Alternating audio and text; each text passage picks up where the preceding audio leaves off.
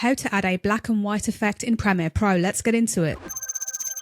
There are two ways that you can do this. I'll show you both methods. The first method is by coming up to Effect, searching for black and white and dragging this black and white effect onto your clip.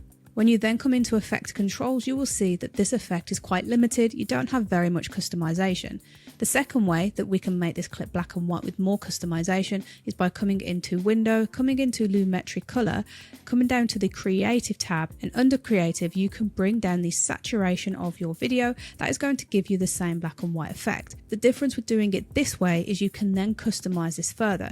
For example, under the Adjustments tab you can add a faded film effect, you can sharpen or unsharpen the black and white effect, and you can also play with vibrance. Now, playing with vibrance with black and white is going to alter how the black and white looks in your video. As we can see there, it's making slight difference. If we bring it all the way to the left, it looks flatter. If we bring it all the way to the right, it has more contrast to it. Configure this how you need for your video, but that's all there is to it.